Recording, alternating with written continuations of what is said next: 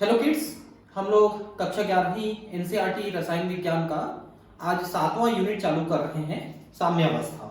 ठीक है, इसमें हम ये देखेंगे कि जब कोई अभिक्रिया आगे और पीछे दोनों दिशाओं में एक बराबर चलने लगता है तो हम उस अभिक्रिया को साम्यावस्था में समझते हैं या मानते हैं। जैसे कि 0 डिग्री तापमान पर जल और वाष्प और बर्फ, ये तीनों एक दूसरे से साम्यावस्था में रहते हैं। ठीक है, मतलब जितना बर्फ द्रव में और द्रव वाष्प में बदलता है उतना ही वाष्प द्रव में और द्रव बर्फ में बदलता है। तो ये तीनों अवस्थाएं एक दूसरे के साम्यावस्था में रहती है। तो इस टाइप की अभिक्रियाओं का हम यहाँ पर साम्यावस्था, इस तरह उनकी क्रिया की दर क्या है, कैसे है, ये सब चीजें आज इस चैप्टर में हम शुरू कर रहे हैं। ठीक है, अनेक जैविक एवं पर्यावरणीय प्रक्रियाओं में रासायनिक साम्य महत्वपूर्ण होता है। उदाहरण हमारे फेफड़े से मांसपेशियों तक ऑक्सीजन के परिवहन एवं वितरण में ऑक्सीजन अणुओं तथा हीमोग्लोबिन के मध्य साम्य की एक निर्णायक भूमिका है। हमारे फेफड़े में ऑक्सीजन ज्यादा रहता है, रक्त में ऑक्सीजन कम रहता है, तो फेफड़े से ऑक्सीजन रक्त में चला जाता है और वैसे ही कार्बन डाइऑक्साइड रक्त में अधिक होता है, वो फेफड़े में चला जाता है। तो यहां पर एक साम्यावस्था स्थापित होता है। फिर जब ये रक्त जाकर के ऊतकों तक पहुंचता है तो ऊतकों में CO2 ज्यादा रहता है वो रक्त के साथ, और रक्त में ऑक्सीजन ज्यादा रहता है वो ऊतकों के साथ, फिर साम्यावस्था में फिर से एक प्रक्रिया स्थापित कर लेती है। ठीक है, इसी प्रकार कार्बन मोनोऑक्साइड अणुओं तथा हीमोग्लोबिन के मध्य साम्य CO की विषाक्तता का कारण बनता है। असल बात यह है कि हीमोग्लोबिन की जो अफिनिटी है, उसकी जो जुड़ने की क्षमता है, वो कार्बन मोनोऑक्साइड के साथ सबसे ज्यादा है और उससे कम ऑक्सीजन और उससे कम कार्बन डाइऑक्साइड के साथ है। मतलब CO के साथ सबसे ज्यादा, उसके बाद O2 और उसके बाद CO2 के साथ ये जुड़ता है। यही कारण है कि अगर आप धुएं में सांस लेते हो या सिगरेट बीड़ी पीते हो तो उसके धुएं में जो कार्बन मोनोऑक्साइड है वो हमारे हीमोग्लोबिन के साथ स्थायी रूप से चिपक जाता है और उतना हीमोग्लोबिन बेकार हो जाता है। ठीक है, अब वो कभी भी ऑक्सीजन परिवहन करने में सक्षम नहीं है, क्योंकि जब कोई हीमोग्लोबिन ऑक्सीजन के साथ चिपकता है तो ऑक्सीजन को वो ऊतकों में जाके छोड़ देता है, लेकिन अगर वो कार्बन मोनोऑक्साइड के साथ चिपकता है तो कार्बन मोनोऑक्साइड को नहीं छोड़ पाता। यही कारण है कि उसके साथ परमानेंट स्थायी बंध बन जाता है और उतना हीमोग्लोबिन बेकार हो जाता है। इसके कारण से हम इसे हीमोग्लोबिन विषाक्तता कहते हैं, कार्बोक्सी हीमोग्लोबिन बन जाता है। और इतनी तेजी से अगर हीमोग्लोबिन बर्बाद होता चला जाएगा, आप लगातार धुएं में सांस लेते हो, तो इसका मौत का भी कारण बन सकता है। यही कारण है कि जो लोग ठंड के दिनों में कमरे में कोई धुआं वगैरह वाला जो सिगड़ी वगैरह है, कोयला वगैरह जला के सो जाते हैं, तो सुबह तक वो मृत हो जाते हैं, मर जाते हैं, मृत मिलते हैं, क्योंकि उसके पीछे यही कारण है कि रात भर धुएं को पीते हैं और उसके कारण से उनके सारे हीमोग्लोबिन बेकार होते चले जाते हैं। इसके कारण से कार्बन मोनोऑक्साइड विषाक्तता कहते हैं। जब किसी बंद पात्र में एक द्रव वाष्पित होता है तो उच्च गतिज ऊर्जा वाले अणु द्रव की सतह से वाष्प प्रवस्था में चले जाते हैं तथा अनेक जल के अणु द्रव की सतह से टकराकर वाष्प प्रवस्था से द्रव अवस्था में समाहित हो जाते हैं। ठीक है, तो अब देखिए कि कोई बंद पात्र है जिसमें से मटेरियल बाहर नहीं जा सकता, अंदर भी नहीं आ सकता। उसमें जो जल है वो किसी भी तापमान में है, उस तापमान में भी थोड़ा बहुत वाष्प अवस्था में बदलेगा, लेकिन वो वाष्प बाहर नहीं जा पाता है, तो वाष्प संघनित होकर वापस द्रव अवस्था में बदल जाता है। तो एक ऐसी स्थिति आती है कि वाष्पन की प्रक्रिया और संघनन की प्रक्रिया बराबर हो जाती है। उस अवस्था को भी हम साम्यावस्था कह सकते हैं। इस प्रकार द्रव एवं वाष्प के मध्य एक गतिज साम्य स्थापित हो जाता है, जिसके परिणामस्वरूप द्रव की सतह पर एक निश्चित वाष्प दाब उत्पन्न होता है।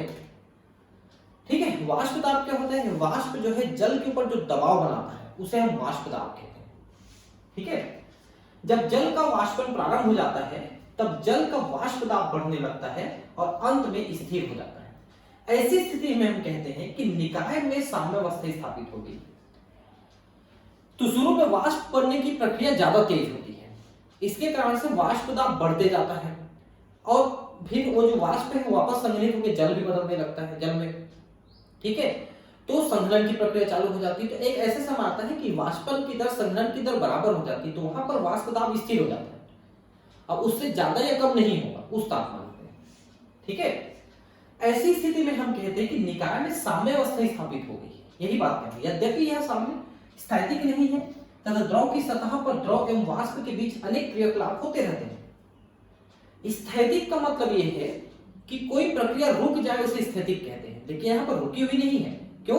क्योंकि वाष्पन की प्रक्रिया और संघनन की प्रक्रिया दोनों चल रही है, इसलिए जो क्रिया है भौतिक क्रिया वो यहाँ पर स्थिर नहीं है। इस प्रकार साम्यावस्था पर वाष्पन की दर संघनन दर के बराबर हो जाती है। इसे इस प्रकार दर्शाया जा सकता है कि जो द्रव है उसके वाष्पन की दर और वाष्प के द्रव में संघनन की दर ये एक बराबर है। यहां पर फिर वो साम्यावस्था कहलाएगी। यहां दो अर्ध तीर इस बात को दर्शाते हैं कि दोनों दिशाओं में प्रक्रियाएं साथ साथ होती हैं तथा अभिक्रियाकों तथा उत्पादों के साम्यावस्था पर मिश्रण को साम्य मिश्रण कहते हैं। देखिए, जब प्रक्रिया आगे की ओर जा रही है तो अभिकारक जो है उत्पाद में बदल रहा है, उत्पाद वापस अभिकारक में बदल रहा है। अब जब ये दोनों दिशाओं की प्रक्रिया एक समान हो जाती है, उस समय दोनों के मिश्रण में जो भी मात्रा रहे, मान लो इस मिश्रण में जब साम्यावस्था हो सकता है अभिकारक ज्यादा उत्पाद कम हो, या ऐसा भी हो सकता है कि उत्पाद ज्यादा हो अभिकारक कम हो, या ऐसा भी हो सकता है कि दोनों बराबर हो।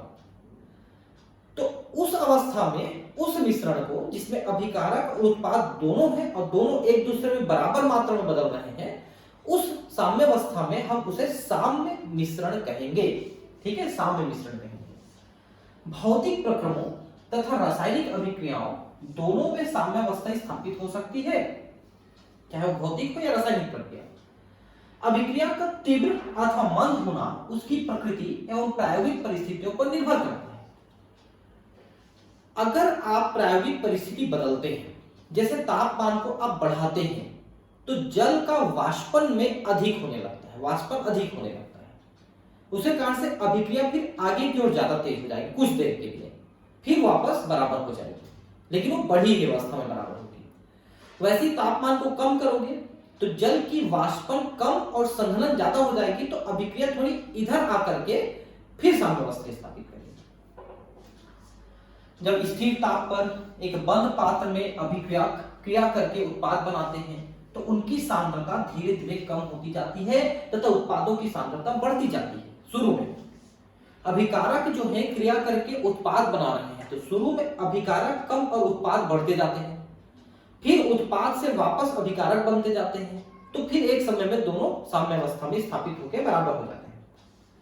किंतु कुछ समय पश्चात न तो अभिकारकों के सांद्रण में और न ही उत्पादों के सांद्रण में कोई परिवर्तन होता है, उस समय वो साम्यावस्था स्थापित हो गई है। ऐसी स्थिति में निकाय में गतिक साम्य डायनेमिक इक्विलिब्रियम स्थापित हो जाता है। अब इसका मतलब आप समझ लीजिए, गतिक साम्य का मतलब है अभिक्रिया चल रही है, दोनों दिशाओं में चल रही है, अभिक्रिया रुकी नहीं है। अगर रुक जाएगी तो उसे स्थैतिक साम्यावस्था कहेंगे। हालांकि ऐसी कोई साम्यावस्था होती नहीं है, हमेशा साम्यावस्था गतिक ही होगी, ध्यान रखेंगे। तथा अग्र एवं पश्चगामी अभिक्रियाओं की दर समान हो जाती है, आगे की ओर जाने वाली प्रक्रिया और पीछे की ओर आने वाली प्रक्रिया दोनों बराबर हो जाती है। इसी कारण इस अवस्था में अभिक्रिया मिश्रण में उपस्थित विभिन्न घटकों के सांद्रण में कोई परिवर्तन नहीं होता है। जब साम्यावस्था स्थापित हो गया तो अब उसमें जितनी अभिकारक है और जितने उत्पाद है दोनों की मात्रा स्थिर हो जाती है, अब उसमें कोई परिवर्तन नहीं होगा। इस आधार पर कि साम्यावस्था तक पहुंचने तक कितनी अभिक्रिया पूर्ण हो चुकी है, समस्त रासायनिक अभिक्रियाओं को निम्नलिखित 3 समूह में वर्गीकृत किया जा सकता है। देखिए, जैसे कि मान लो A से ये B बन रहा है, ठीक है। अब मान लो शुरू में आपने A को 100 लिया है, B 0 है। अब मान लो फिर एक समय ऐसा आ सकता था कि A 0 हो जाएगा और B 100 हो जाएगा। ऐसी स्थिति में हम इसको 100% अभिक्रिया पूर्ण हो गई मानते, लेकिन ऐसा नहीं हुआ, बल्कि क्या हुआ कि कुछ देर आगे बढ़ने के बाद वापस आने लग गया और एक समय साम्यावस्था स्थापित हो गई। उस समय मान लो A की मात्रा यहाँ पर 40 है और B की मात्रा 60 है, उस समय अब अभिक्रिया रुक गई, रुकी नहीं मतलब दोनों दिशा बराबर चल रही है। ऐसी स्थिति में अभिक्रिया को हम 60% पूर्ण मानेंगे। क्यों? क्योंकि 100% पूर्ण तब मानते जब B की मात्रा 100 और इसकी मात्रा 0 हो जाती है। लेकिन जब साम्यावस्था स्थापित हुई एक विशेष परिस्थिति तापदाब में, उस समय अभिकारक की मात्रा 40 रह गई और उत्पाद की मात्रा 60 रह गई। इस समय अभिक्रिया 60% पूर्ण मानी गई है। या हो सकता है उल्टी हो या और कोई मात्रा हो, ऐसा हो सकता है। तो साम्यावस्था जब स्थापित होती है उस समय उत्पाद की कितनी मात्रा बनी, कितनी परसेंट बनी और अभिकारक की कितनी परसेंट मात्रा बची, उसके आधार पे हम उस अभिक्रिया को इतना परसेंट पूर्ण हो गई है ये मान सकते हैं। जैसे यहां पर ये 60% पूरी हुई है क्योंकि उसकी मात्रा 60, इसकी मात्रा 40 रह गई, ये कहना है।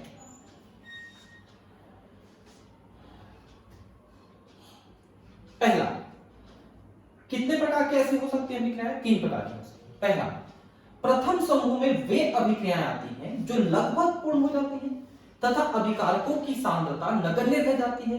कुछ अभिक्रियाओं में तो अभिक्रियाओं की सांद्रता इतनी कम हो जाती है कि उनका परीक्षण प्रयोग द्वारा संभव ही नहीं होता। मतलब करीब करीब 100% अभिकारक उत्पाद में बदल चुका, बहुत थोड़ी मात्रा अभिकारक की बची की साम्यावस्था स्थापित हो गई। तो ऐसी स्थिति में हम उस अभिक्रिया को लगभग पूर्ण अभिक्रिया की श्रेणी में लेते हैं। दूसरा, वे अभिक्रियाएं आती हैं जिनमें बहुत कम मात्रा में उत्पाद बनते हैं तथा साम्यावस्था पर अभिकारकों की का अधिकतर भाग अपरिवर्तित रहता है।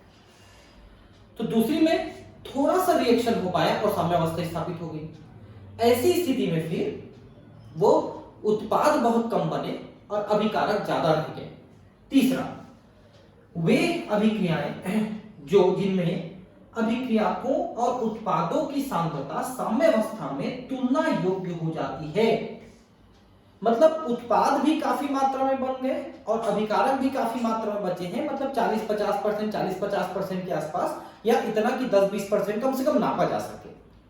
इतना उत्पाद या इतना अभिकारक बचा रहे तो हम उसे तीसरी श्रेणी में लेते हैं। तो प्रथम श्रेणी में उत्पाद लगभग ज्यादा, सबसे ज्यादा, और अभिकारक सबसे कम। दूसरे में उत्पाद बहुत कम, अभिकारक बहुत ज्यादा, और तीसरे में दोनों में कुछ समानता हो जाए मात्रा में। ऐसे 3 प्रकार की अभिक्रियाएं हम देखते हैं। साम्यावस्था पर अभिक्रिया किस सीमा तक पूर्ण होती है यह उसकी प्रायोगिक परिस्थितियों जैसे अभिक्रियाकों की सांद्रता, ताप आदि पर निर्भर करती है। यह बात भी हम पहले कर चुके हैं कि अभिक्रिया में क्या परिस्थिति है।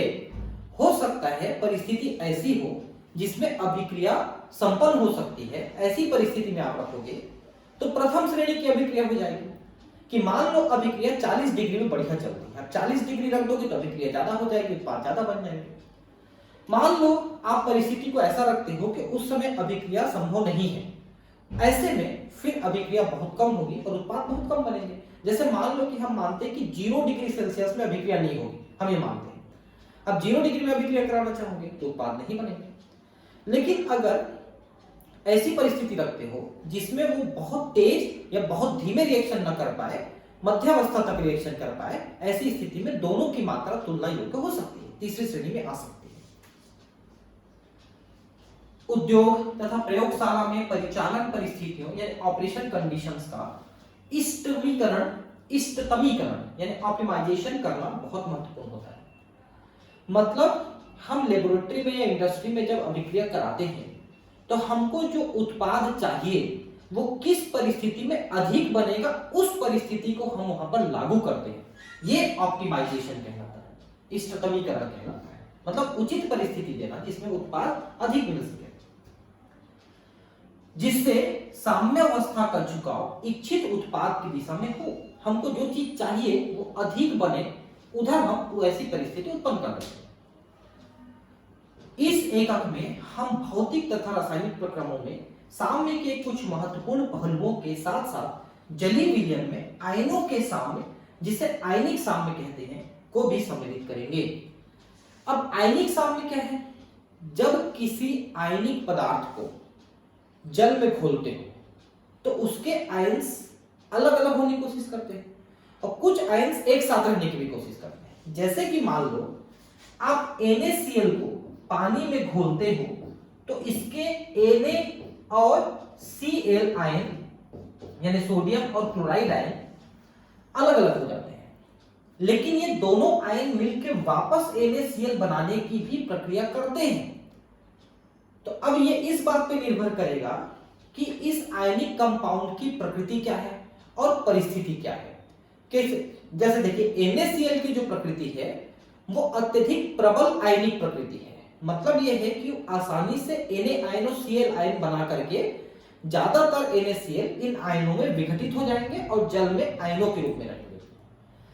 लेकिन यहीं पर अगर आप दुर्बल अम्ल वगैरह लेते हो, जैसे कि मान लो CH3COOH, ये एक है आपका एसिटिक अम्ल, आप इसको पानी में डालते हो तो इसमें ये एसिटेट आयन यानी CH3COO ion plus H ion में ये विघटित हो जाएगा और ये दोनों आयन वहां पर उपस्थित होंगे, लेकिन ये आयनीकरण बहुत कम होगा। जो एसिटिक अम्ल है वो दुर्बल अम्ल है तो इनका आयनीकरण कम होगा। तो ध्यान रखेंगे हम यहाँ पर दुर्बल अम्ल दुर्बल क्षार और उनसे बने हुए और प्रबल अम्ल प्रबल क्षार और उनसे बने हुए यानी दुर्बल और प्रबल वालों से आपस में मिलकर बने हुए लवण की हम आयनीकरण की बात करेंगे। अगर प्रबल अम्ल और प्रबल क्षार से मिलकर कोई आयन बना है, कोई आयनिक कंपाउंड बना है, लवण बना है, तो पानी में डालने पर उसके आयन्स आसानी से अलग हो जाएंगे।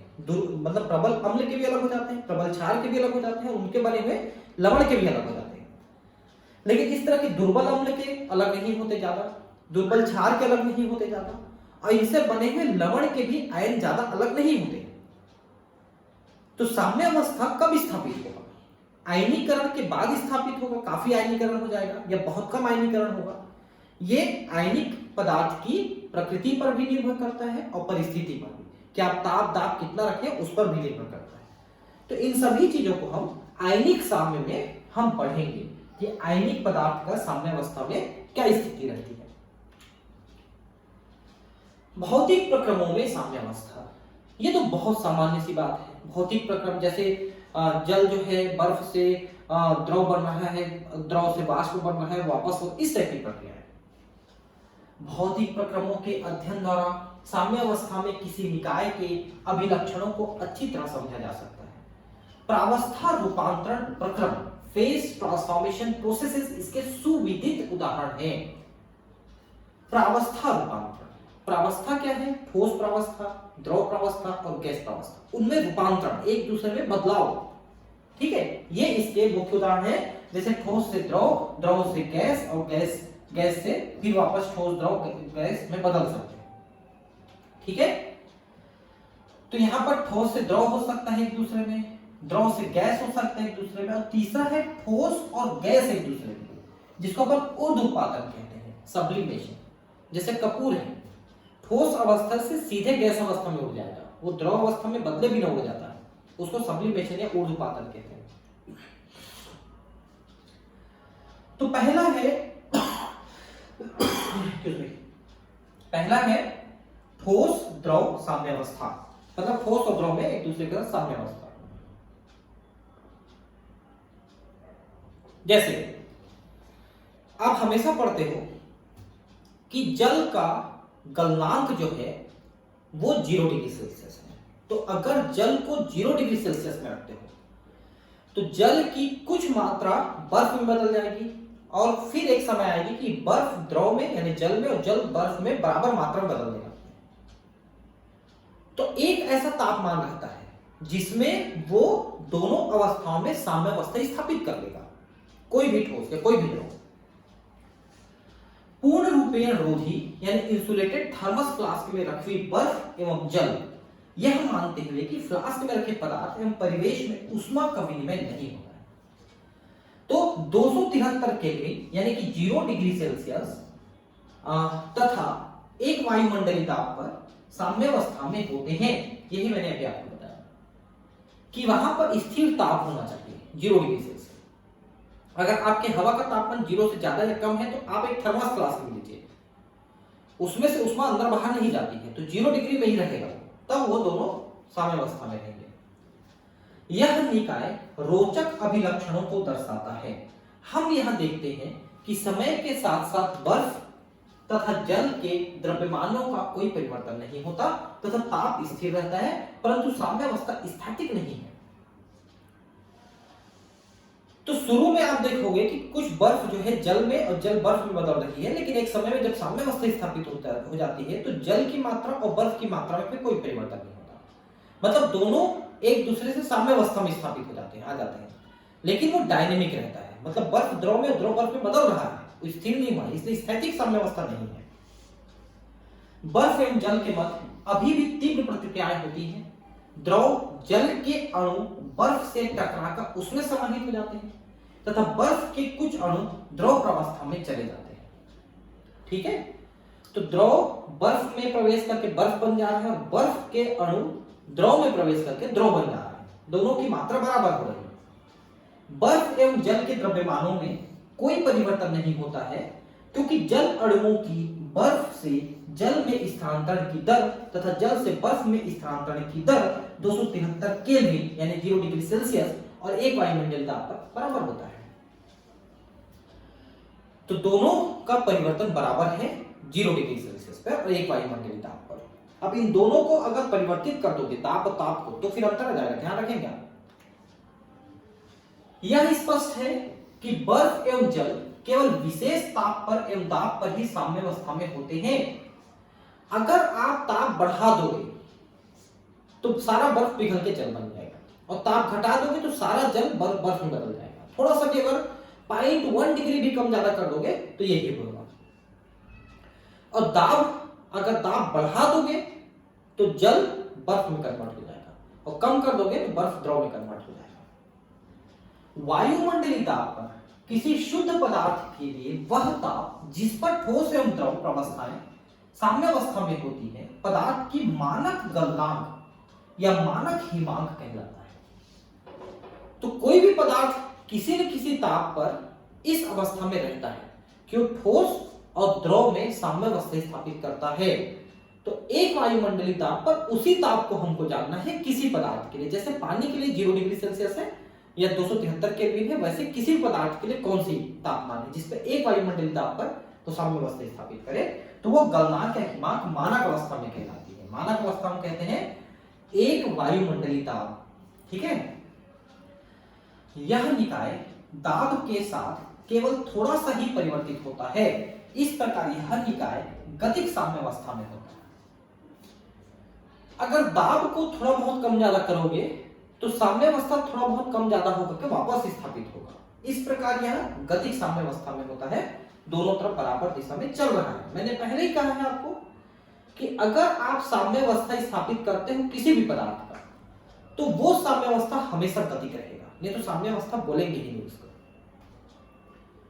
तो निम्नलिखित निष्कर्ष प्राप्त होते हैं। पहला, दोनों विरोधी प्रक्रियाएं साथ साथ हो रही हैं, दोनों प्रक्रियाएं समान दर से होती हैं, इससे बर्फ एवं जल का द्रव्यमान स्थिर रहता है। तो इस बात को हम कितने बार समझ चुके हैं कि दोनों दिशाओं में प्रक्रियाएं साथ साथ चल रही हैं। अब द्रव वाष्प साम्यावस्था, ये भी 0 डिग्री सेल्सियस में आप कर सकते हो। 0 डिग्री सेल्सियस में कुछ न कुछ मात्रा में बर्फ द्रव में और द्रव वाष्प में भी बदलता है, लेकिन ये द्रव वाष्प साम्यावस्था आप किसी भी ताप पे कर सकते हो। हाँ, अगर ताप बढ़ाते हो तो वाष्प अधिक मात्रा में, द्रव कम मात्रा में होता जाएगा, और ताप कम करते हो तो वाष्प कम और द्रव अधिक होता जाएगा। लेकिन इसके लिए एक निश्चित ताप की आवश्यकता नहीं है। जैसे आपने द्रव और बर्फ के रूप में, मतलब जल और बर्फ के रूप में जब साम्यावस्था स्थापित करना चाह रहे थे तो वो सिर्फ 0 डिग्री सेल्सियस में हो रहा था, लेकिन अब जल और वाष्प के बीच में साम्यावस्था स्थापित करने के लिए 0 डिग्री कंपलसरी नहीं है। आप किसी भी ताप में ये साम्यावस्था स्थापित कर सकते हो। इस तथ्य को निम्नलिखित प्रयोग के माध्यम से समझा जा सकता है। एक यू आकार की नलिका जिसे पारा भरा हो यानी मैनोमीटर को एक कांच या प्लास्टिक के पारदर्शी बॉक्स से जोड़ देते हैं। बॉक्स में एक वॉच ग्लास या पेट्री डिश में निर्जलीय कैल्शियम क्लोराइड या फास्फोरस पेंटाऑक्साइड जैसा जल शोषक रखकर बॉक्स की वायु को कुछ घंटों तक सुखाया जाता है। इसके पश्चात जल शोषक को बाहर निकाल लिया जाता है। बॉक्स को एक तरफ टेढ़ा करके उसमें जल सहित एक वॉच ग्लास या पेट्री डिश को शीघ्र रख दिया जाता है। देखिए, इसको मैं पहले आपको इस फोटो से दिखा देता हूं, ठीक है। सबसे पहले आप क्या किए, आपने एक बॉक्स लिया ऐसे ढकने के लिए, उसमें एक मैनोमीटर जोड़ दिया। मैनोमीटर में हम क्या करते हैं कि यू आकार की नली लेते हैं और इसमें पारा भर देते हैं, ठीक। फिर क्या करते हैं, इसको इसमें जोड़ दिए हैं, यहां पर कम ज्यादा होगा तो जैसे इधर से अगर दबाव बढ़ेगा तो पारा इधर से दबाव के कारण से इधर से नीचे उतर के इधर ऊपर चलेगा ना, ये मैनोमीटर है एक्चुअली। अब सबसे पहले हम क्या करते हैं, निर्जल कैल्शियम क्लोराइड CaCl2 इसको लेते हैं अपन, ठीक है, एक पेट्री डिश में, और धीरे से इसको उठा के इसके अंदर रख देते हैं। तो यहां पर जो हवा है उस हवा से सारा जल, नमी ये सोख लेता है, कैल्शियम क्लोराइड या फास्फोरस पेंटॉक्साइड, ठीक। अब इसमें कोई जल वाष्प नहीं है। अब धीरे से टेढ़ा करके इसको निकाल के एक पेट्री डिश रख देते हैं। इस पेट्री डिश में हमने थोड़ा सा जल रखा है, ठीक है, ये जल रखा है। अब हम इसको छोड़ देते हैं इसमें बंद करके एक निश्चित तापमान पे। कुछ समय बाद देखते हैं कि इसमें से भाप जैसे जैसे बनता जाता है तो इसमें से ऐसा दबाव पड़ते जाता है तो ये नीचे उतरता जाता है और ये इधर से ऊपर चढ़ते जाता है। ये कुछ समय तक के लिए होगा, उसके बाद वो स्थिर हो जाता है। क्यों स्थिर हो जाता है? क्योंकि यहां से जो भाप बनेगा वो भाप वापस ये जो है जल में ऐसे संघनित होकर के वापस जल बनता चला जाएगा। तो भाप बनने की प्रक्रिया और वापस जल बनने की प्रक्रिया यानी संघनन की दर जब बराबर हो जाएगी तो ये मैनोमीटर जो नीचे दबते जा रहा था इसका पारा वो अब स्थिर हो जाएगा। उस अवस्था में स्थिर होकर के अब वो रुक जाएगा। तो अब हम मानेंगे कि यहां पर जल का वाष्पन और संघनन एक जैसा है, ठीक है। उसी को समझाने की कोशिश कर रहे हैं। मैनोमीटर को देखने पर जब हम अंदर में जल रख देते हैं, कुछ समय पश्चात इसकी दाईं भुजा में पारा धीरे धीरे बढ़ता है और अंततः स्थिर हो जाता है। अर्थात बॉक्स में दाब पहले बढ़ता है और फिर स्थिर हो जाता है। क्यों ऐसा हुआ? क्योंकि शुरू में जब इसमें से वाष्पन ज्यादा हो रहा है, मतलब वाष्पन हो रहा है केवल, तो ये नीचे और ये ऊपर जा रहा है, कुछ समय बाद स्थिर हो जाएगा।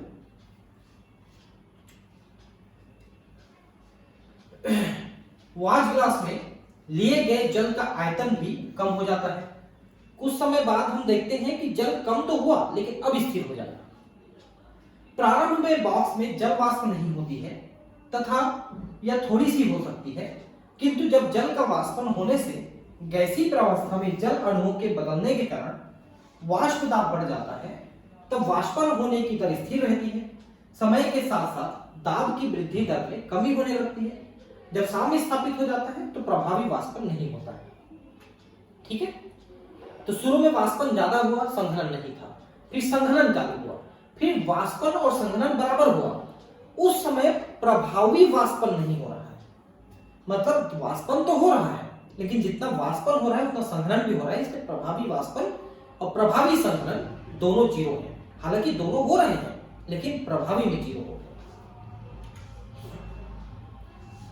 इसका तात्पर्य यह है कि जैसे जैसे जल के अणुओं की संख्या गैसीय अवस्था में बढ़ने लगती है, वैसे वैसे गैसीय अवस्था से जल के अणुओं की द्रव अवस्था में संघनन की दर साम्यावस्था स्थापित होने तक बढ़ते रहती है, ठीक है। तो साम्यावस्था में अब क्या हो गया, वाष्पन की दर और संघनन की दर बराबर है, यानी कि जल से जल वाष्प बनने की दर और जल वाष्प से संघनित होकर जल बनने की दर बराबर है। साम्यावस्था में जल अणुओं द्वारा उत्पन्न दाब किसी दिए ताप पर स्थिर रहता है।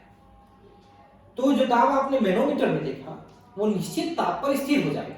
अगर आप ताप बढ़ाओगे तो दाब बढ़ जाएगा, ताप कम करोगे तो दाब कम हो जाएगा। इसे जल का साम्य वाष्प दाब या जल का वाष्प दाब कहते हैं। द्रव का वाष्प दाब ताप के साथ बढ़ता है। यदि यह प्रयोग मेथिल अल्कोहल, एसीटोन तथा ईथर के साथ दोहराया जाए तो यह प्रेक्षित होता है कि इनके साम्य वाष्प दाब विभिन्न होते हैं।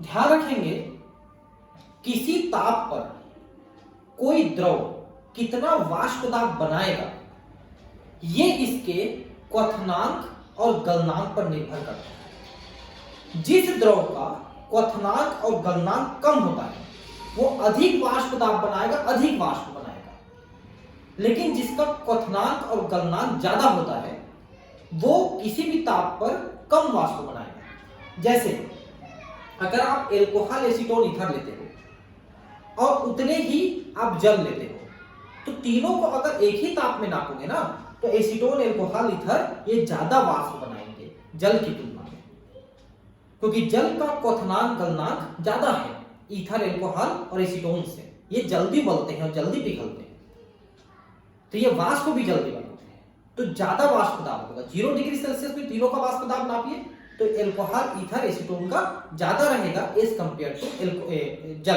जल की तुलना में ज्यादा रहेगा।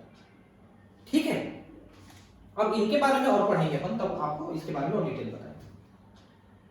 अपेक्षाकृत उच्च वाष्प दाब वाला द्रव अधिक वाष्पशील होता है एवं उसका क्वथनांक कम होता है। यही बात मैंने बताया कि क्वथनांक और गलनांक कम का मतलब ज्यादा वाष्प दाब, ज्यादा वाष्प बनाएगा। जैसे एल्कोहल, ईथर, एसीटोन ये इनके क्वथनांक, गलनांक कम है तो वाष्प दाब ज्यादा रहेगा।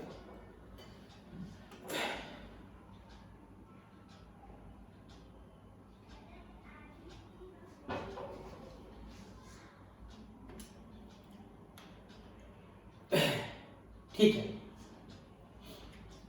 यदि 3 वाच ग्लास में एसीटोन, एथिल अल्कोहल एवं जल में प्रत्येक का 1 ml वायुमंडल में खुला रखा जाए तथा इस प्रयोग को एक गर्म कमरे में इन द्रवों के विभिन्न आयतनों के साथ दोहराया जाए तो हम पाएंगे कि इन सभी प्रयोगों में द्रव का पूर्ण वाष्पीकरण हो जाता है।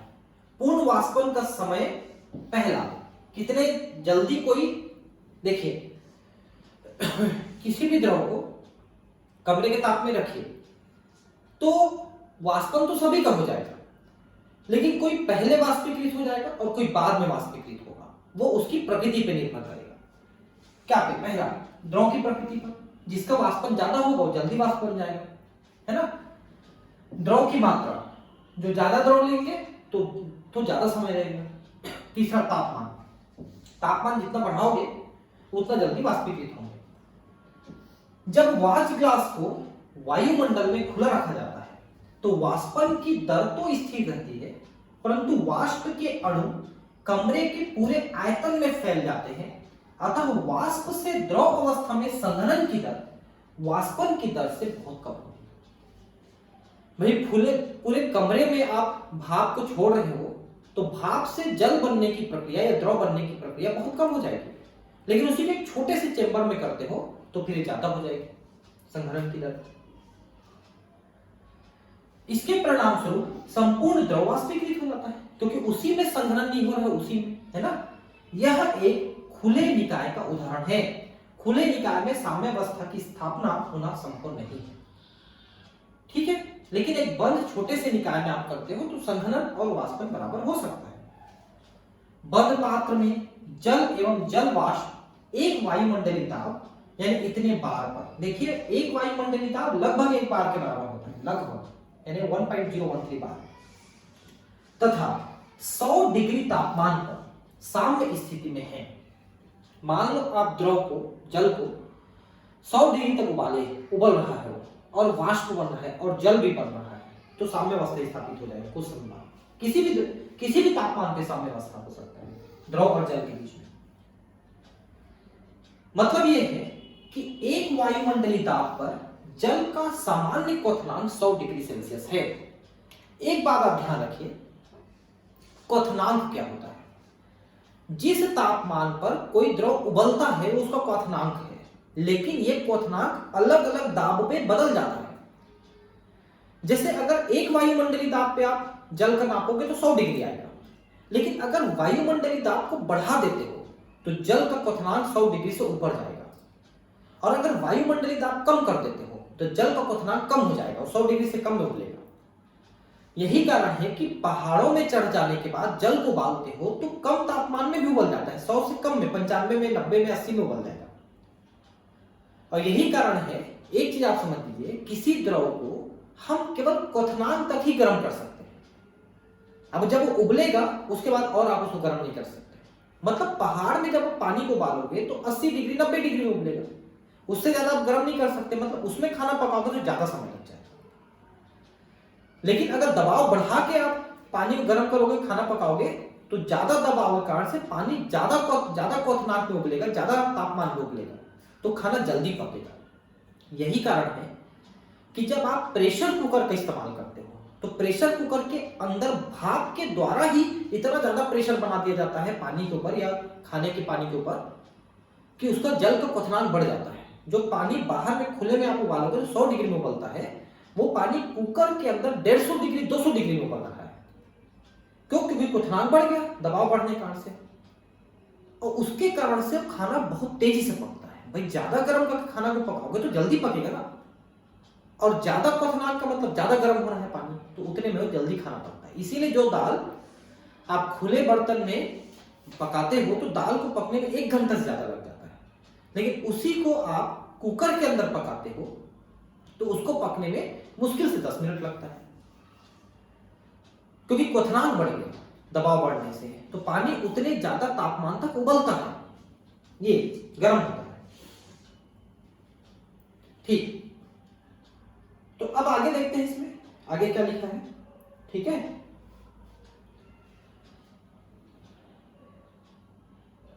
सामान्य क्वथनांक 100 डिग्री सेल्सियस, ये तो आपने देख लिया। ठीक है, किसी शुद्ध द्रव के लिए एक वायुमंडलीय दाब पर वह ताप जिस पर द्रव और वाष्प साम्यावस्था में स्थापित हो सामान्य क्वथनांक कहलाता है। ठीक है, द्रव का क्वथनांक वायुमंडलीय दाब पर निर्भर करता है। यह स्थान के उत्तांश है, ऊंचाई पर भी निर्भर करता है। अधिक उतांश पर द्रव का क्वथनांक घटता है। मैंने बताया ना कि जैसे जैसे आप ऊपर जाओगे, पहाड़ों में जाओगे, तो क्वथनांक कम हो जाएगा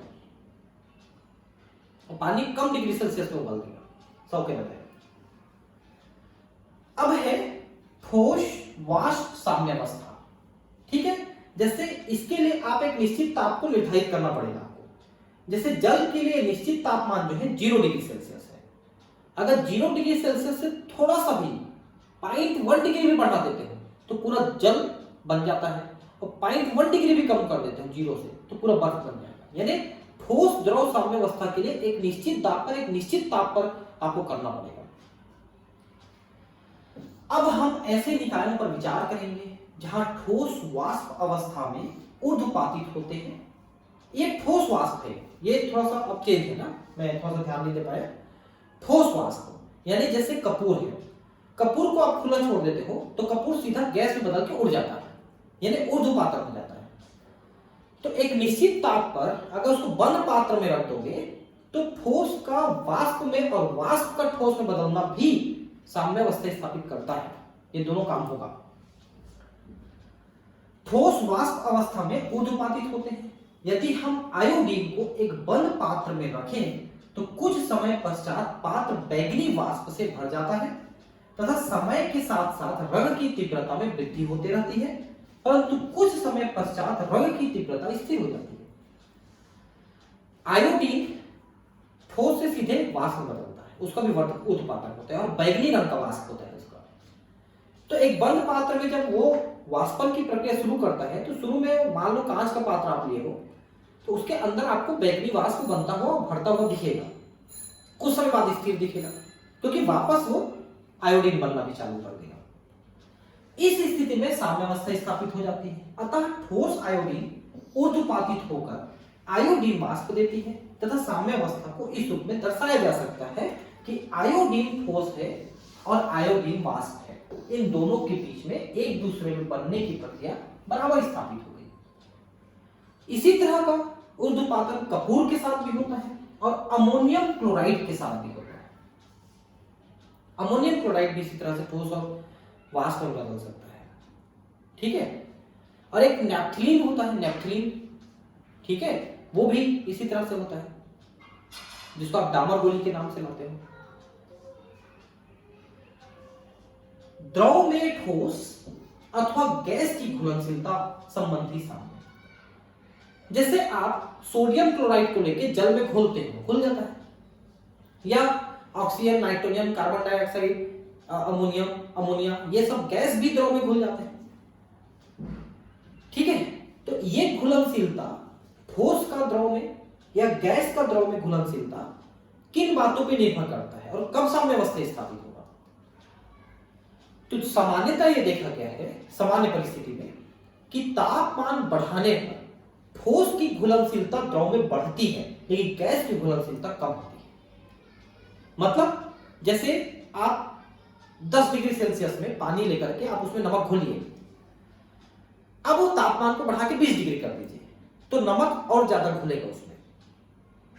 लेकिन अगर आप किसी द्रव को घोल रहे हो, किसी द्रव में गैस को घोल रहे हो, तो तापमान बढ़ाने पर द्रव में गैस की घुलनशीलता कम हो जाती है। इसीलिए ठंडे पानी में ऑक्सीजन की उपस्थिति ज्यादा रहती है और गर्म पानी में ऑक्सीजन की उपस्थिति कम होती है। इसीलिए गर्मी के दिनों में एक तो पानी कम हो जाता है तालाब में, नदियों में, वो एक समस्या है, और दूसरा कि पानी के गर्म होने से उसमें ऑक्सीजन की घुलनशीलता कम हो जाती है। इसके कारण से भी एक समस्या और बढ़ जाती है। तो वहां पर जो जलीय जीव हैं, जो मछली वगैरह है, उनको ऑक्सीजन की जो उपलब्धता है वो कम होने लगती है। इसी कारण से बहुत से मछलियां वगैरह मर भी जाते हैं गर्मी के दिन। ठीक है, हम अपने देखिए द्रव में ठोस पहले देखेंगे। द्रव में ठोस जैसे मान लो NaCl आप बोलते हो, नमक। हम अपने अनुभव से यह जानते हैं कि दिए गए जल की एक निश्चित मात्रा में सामान्य ताप पर लवण या चीनी की एक सीमित मात्रा ही घुलती है। जब आप घोलना शुरू करते हो किसी निश्चित ताप पर चीनी या नमक, तो कुछ समय बाद वो घुलना बंद हो जाता है। अब उस अवस्था में उस विलयन को हम सांद्र या अति सांद्र विलयन कह सकते हैं, और घोलोगे तो नीचे जम जाएगा। लेकिन अगर आप ताप को बढ़ाइए और देखिए कि अब उसमें थोड़ा और घोलोगे तो और घुल जाएगा। ये प्रक्रिया होते रहती है। यदि हम उच्च ताप पर चीनी की चाशनी बनाएं और उसे ठंडा करें तो चीनी के क्रिस्टल्स पृथक हो जाते हैं, क्योंकि आप अधिक ताप पर जब चीनी घोल रहे हो तो ज्यादा घुल गए। अब ठंडा करोगे तो जो एक्स्ट्रा घुला है वो वापस क्रिस्टलीकृत हो जाएगा। इसलिए चाशनी के किनारे किनारे वो शुगर वापस निकल आता है। किसी ताप पर दिए गए विलयन में यदि और अधिक विलय न घुल सके तो ऐसे विलयन को संतृप्त विलयन या सैचुरेटेड सॉल्यूशन कहते हैं। विलय की विलयता ताप पर निर्भर करती है। देखिए विलय और विलयन और विलायक को आप पहले समझ लीजिए। जिस चीज को हम घोलते हैं, जैसे कि पानी लिए, पानी में हम नमक घोले तो नमक विलय है और पानी विलायक है, और घुलने के बाद विलयन बनेगा। लेकिन इस परिभाषा में आप ध्यान रखिए कि जो कम मात्रा में इस्तेमाल होता है वो विलय है, जो ज्यादा मात्रा में इस्तेमाल होता है वो विलायक है। जैसे आप 1 गिलास पानी ले लिए और उसमें 1 चम्मच आपने शक्कर घोला, तो पानी जो विलायक है और शक्कर विलय है। लेकिन अगर आपने 1 कटोरी शक्कर लेकर के उसमें 1 चम्मच पानी डाल देते हैं तो भी विलयन तैयार हुआ, लेकिन अब विलय हो गया पानी और विलायक हो गया शक्कर। तो जो ज्यादा मात्रा में है वो विलायक है और जो कम मात्रा में है वो विलय है। ध्यान रखेंगे। संतृप्त विलयन में अणुओं की ठोस अवस्था एवं विलय के विलयन में अणुओं के बीच गतिक साम्यावस्था रहती है। हमेशा एक बात ध्यान रखेंगे, जब आप ठोस और द्रव के बीच के विलयन की बात करते हैं तो हमेशा आप ज्यादा मात्रा में द्रव को लेते हैं और कम मात्रा में ठोस को लेते हैं, तब आप ये सब प्रक्रियाओं का अध्ययन करते हैं। मतलब विलय कम और विलायक में द्रव ज्यादा मात्रा में रहेगा और साम्यावस्था स्थापित हो जाएगा, उससे ज्यादा वो नहीं घुलेगा। जैसे चीनी विलयन में जितना है और चीनी ठोस जितना है, इन दोनों के बीच में साम्यावस्था। तथा साम्यावस्था में चीनी के घुलने की दर चीनी के क्रिस्टलीकरण की दर बराबर हो जाती है। समझ रहे हैं आप? एक निश्चित ताप पर, तो फिर और नहीं घुलेगा। तो नहीं घुलेगा मतलब नहीं घुल रहा है, नहीं है, घुल रहा है, लेकिन जितना घुल रहा है उतना वापस क्रिस्टलीकृत भी हो रहा है। साम्य अवस्था हमेशा गतिज अवस्था में होती है, मैंने कई बार बताया आपको, वो स्थिर अवस्था में नहीं हो सकती। रेडियो एक्टिविटी युक्त चीनी की सहायता से उपरोक्त दरों एवं साम्यावस्था की गतिक प्रकृति को सिद्ध किया गया है। ठीक है, रेडियो एक्टिव चीनी को लेते हैं, घोल देते हैं, तो कितना चीनी घुला और कितना चीनी क्रिस्टलीकृत हुआ इसको आप नाप सकते हैं। यदि हम रेडियो एक्टिविटी हीन चीनी के संतृप्त विलयन में रेडियो एक्टिवता युक्त चीनी की कुछ मात्रा डाल दें तो कुछ समय बाद हमें दोनों विलयन एवं ठोस चीनी जिनमें प्रारंभ में रेडियो एक्टिविटी नहीं थी किंतु साम्यावस्था की गतिक प्रकृति के कारण रेडियो एक्टिविटी युक्त एवं रेडियो एक्टिविटी हीन चीनी के अणुओं का विनिमय दोनों प्रावस्थाओं में होता है। मतलब आप पहले चीनी का एक संतृप्त विलयन बनाएंगे, आप देख लें कि चीनी अपॉर्निक घुल रहा है, अब उस विलयन में थोड़ी सी रेडियो एक्टिविटी वाली चीनी और डाल दीजिए। पहले आपने बिना रेडियो एक्टिविटी वाली चीनी लेकर के संतृप्त विलयन बनाया, बाद में संतृप्त विलयन में आपने 1 चम्मच चीनी और डाल दिया लेकिन वो रेडियो एक्टिविटी वाली थी। तो मतलब ये है कि अगर संतृप्त विलयन में साम्यावस्था में गतिज अवस्था अगर नहीं होगी तो 1 चम्मच जो चीनी आपने डाला रेडियो एक्टिविटी वाली वो केवल क्रिस्टल के रूप में ही रह जाएगी, लेकिन ऐसा नहीं होता। कुछ समय बाद आप देखोगे तो जो चीनी 1 चम्मच डाले हैं वो 1 चम्मच दिखेगा आपको, लेकिन उसमें रेडियो एक्टिविटी वाली चीनी कम हो गई है और द्रव में रेडियो एक्टिविटी वाली चीनी आ गई है। यह अलग बात है कि अभी भी आपको क्रिस्टल रूप में 1 चम्मच चीनी दिखाई दे रहा है, जो आपने 1 चम्मच रेडियो एक्टिविटी वाली डाली है वो दिखाई दे रही है, लेकिन उसमें 1 चम्मच पूरा रेडियो एक्टिविटी वाला नहीं है। हो सकता है उसमें 50% रेडियो एक्टिविटी वाला है और 50% बिना रेडियो एक्टिविटी वाला है, और द्रव में भी वो दिखेगा। मतलब ये है कि संतृप्त विलयन बनाने के बाद जो आपने 1 चम्मच डाला वो अभी घुल भी रहा है और वापस भी बन रहा है, इसलिए साम्यावस्था में वो कम ज्यादा हो गए हैं, इसका ये मतलब। ठीक है, इसलिए दोनों का मान स्थिर हो जाता है कुछ समय बाद। अब है द्रवों में गैसें। तो मैं पहले ही बता चुका हूं कि द्रव में अगर आप गैस खोलना चाहते हो तो अब तापमान कम रखना पड़ेगा। ठोस घोल रहे थे तो तापमान ज्यादा रखने पे ज्यादा घोलना था, गैस को घोलना चाहोगे तो कम तापमान में ज्यादा रखिएगा। पता है क्यों? क्योंकि तापमान बढ़ाने से गैस के अणु ज्यादा गतिशील हो जाते हैं, तो द्रव की सतह को छोड़ के बाहर जाने की प्रकृति उनमें बढ़ जाती है। इसलिए तापमान बढ़ाने पर गैस द्रव में रहने के बजाय बाहर निकलना पसंद करेंगे और इसलिए वो कम घुलेंगे।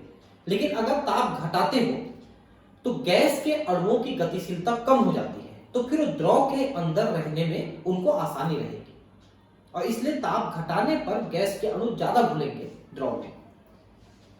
जब सोडा वाटर की बोतल खोली जाती है तब उसमें घुली हुई कार्बन डाइऑक्साइड गैस की कुछ मात्रा तेजी से बाहर निकलने लगती है।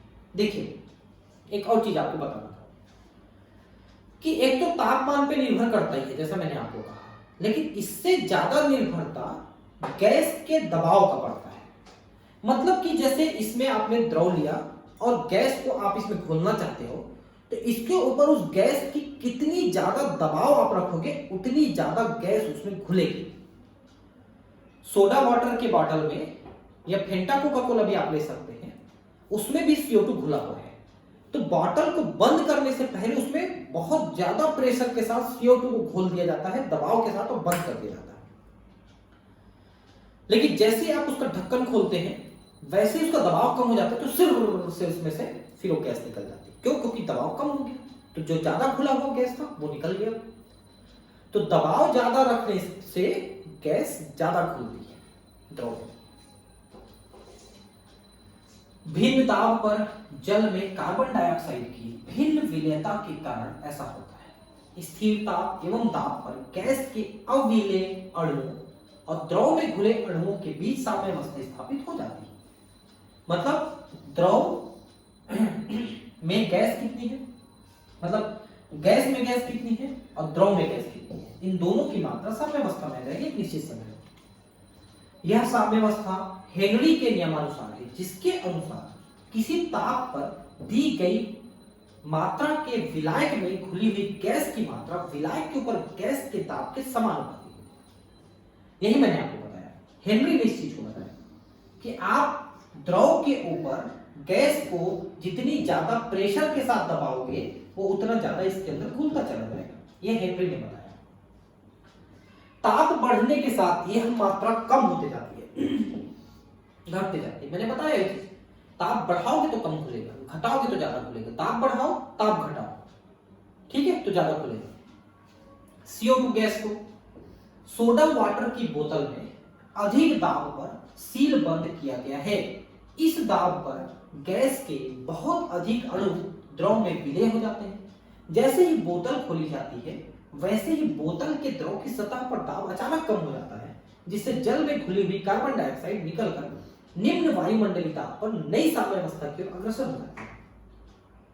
ठीक है, तो जैसे ढक्कन खोले गैस इसलिए निकली क्योंकि ऊपर दबाव कम हो गया। यदि सोडा वाटर की इस बोतल को कुछ समय तक हवा में खुला छोड़ दिया जाए तो इनमें से लगभग सारी गैस निकल जाएगी। ठीक है, क्यों? क्योंकि अधिक दाब में आपने भरा था तो वो वापस निकलते जाएगा, बहुत कम CO2 बचेगा। कभी भी सोडा वाटर या जितने भी कोल्ड ड्रिंक है इनमें वो CO2 को अधिक दबाव पे ही भरा जाता है। ठीक है, इसके कारण से अधिक जो है वो उसका जो टेस्ट होता है ना वो कार्बोनिक एसिड के कारण से वैसा हो जाता है जो आपको पीने में मजा आता है। ठीक है, अब वो स्वास्थ्य के लिए हानिकारक है कि लाभदायक है इसमें मैं कमेंट नहीं करूंगा, वो आपका विवेक है जो आप समझो कि कौन क्या चीज पीने में लाभदायक है या हानिकारक है। आप साइंस के विद्यार्थी हो, आपको मालूम होना चाहिए कि क्या चीज पीने से हमको लाभ होगा और क्या चीज पीने से हमारे शरीर को हानि होगा। ये आपको बेहतर तरीके से जानना चाहिए, इस पे मैं कमेंट नहीं करूंगा, नहीं तो कंपनी मेरे को केस ठोक देगी। ठीक है,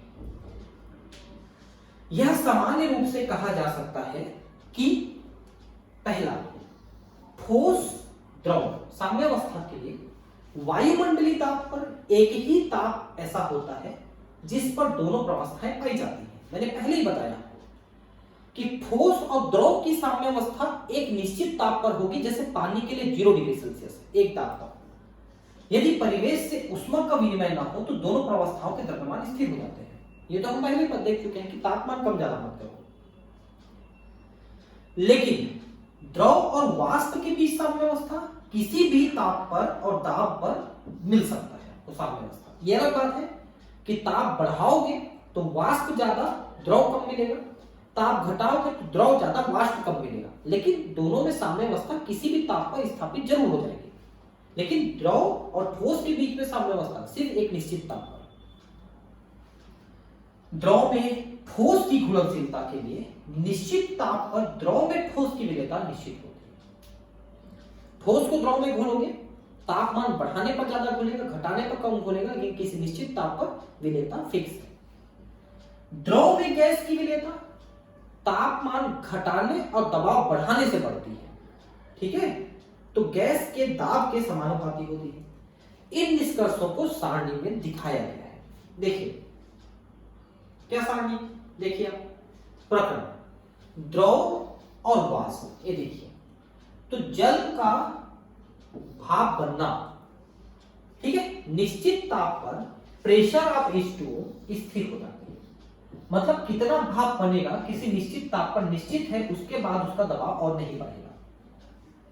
ठोस और द्रव के बीच में जो साम्यावस्था है इस समय स्थिर दाब पर गलनांक निश्चित होगा। अब ये आपका फिक्स डिग्री सेल्सियस पे होगा द्रव और ठोस। विलेयता, विलेय ठोस है और विलेय विलयन, ठीक है, मतलब विलेय ठोस के रूप में है और द्रव में आप उसको घोले हो, ठीक है। और वैसे जैसे कि चीनी को आप पानी में घोल दिए तो चीनी की ठोस अवस्था और चीनी की विलयन में अवस्था दोनों साम्यावस्था में जाएंगे। तो विलयन में विलेय की सांद्रता निश्चित ताप पर स्थिर होती है।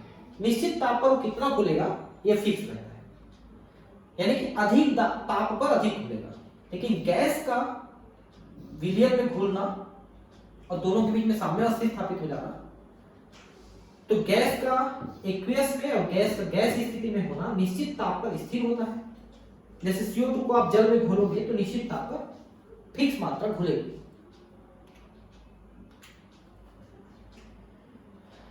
भौतिक प्रक्रमों में साम्यावस्था के सामान्य विलक्षण। अब क्या क्या विलक्षण आप देखेंगे साम्यावस्था की भौतिक प्रक्रिया में। उपरोक्त भौतिक प्रक्रमों में सभी निकाय साम्यावस्था के समान अभिलक्षण निम्नलिखित हैं। पहला, निश्चित ताप पर केवल बंद निकाय में ही साम्यावस्था संभव है,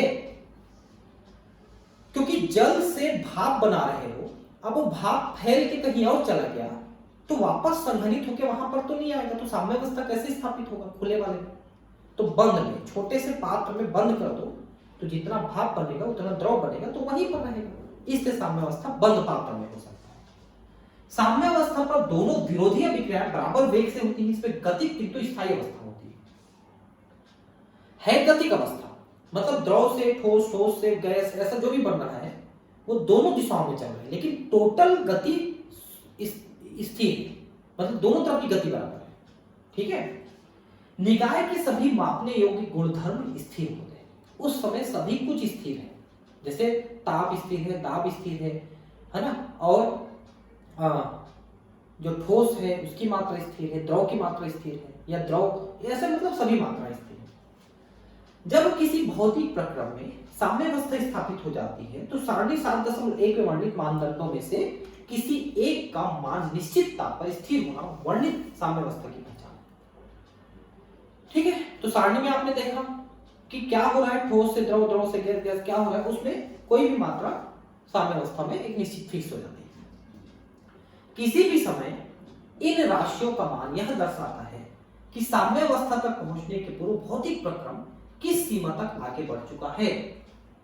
क्योंकि आप निश्चित ताप दाब पर जब प्रक्रिया करा रहे हो तो अभी मतलब पहली वाली अवस्था और दूसरी वाली अवस्था में दोनों के बीच एक निश्चित मात्रा स्थापित हो जाती है। जैसे कि मान लो 0 डिग्री सेल्सियस पे, मान लो आप 20 डिग्री सेल्सियस पे रख लो, चलो 20 डिग्री सेल्सियस पे आप द्रव और वाष्प के बीच साम्यावस्था स्थापित करते हो, तो वो साम्यावस्था में फिर द्रव की मात्रा और भाप की मात्रा निश्चित हो जाएगी, ऐसा हो जाएगा। ठीक है, गुड।